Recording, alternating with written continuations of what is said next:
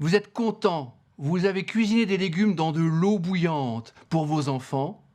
Cela ne sert à rien puisque tout est perdu et tout va dans l'eau.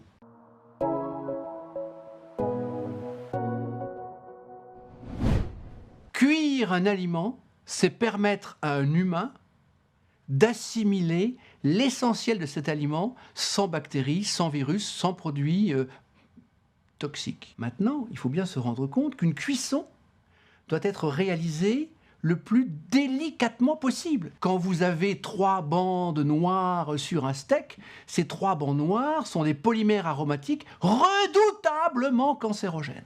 Le riz, quand vous le cuisez trop, ou les pâtes, quand vous les cuisez trop, les amidons sont eux-mêmes digérés par la cuisson, ce qui se transforme en sucre. Donc c'est plus du riz avec amidon ou des pâtes avec amidon que vous mangez, c'est du sucre en morceaux qui provoque une sécrétion d'insuline considérable et c'est aussi toxique qu'un bonbon. Il faut donc que les pâtes soient al dente et le riz soit cuit à point au degré près. Ainsi, il faut vraiment que vous compreniez que la bonne cuisson permet d'intégrer une très bonne digestion et une utilisation cohérente des nutriments de ce produit alimentaire.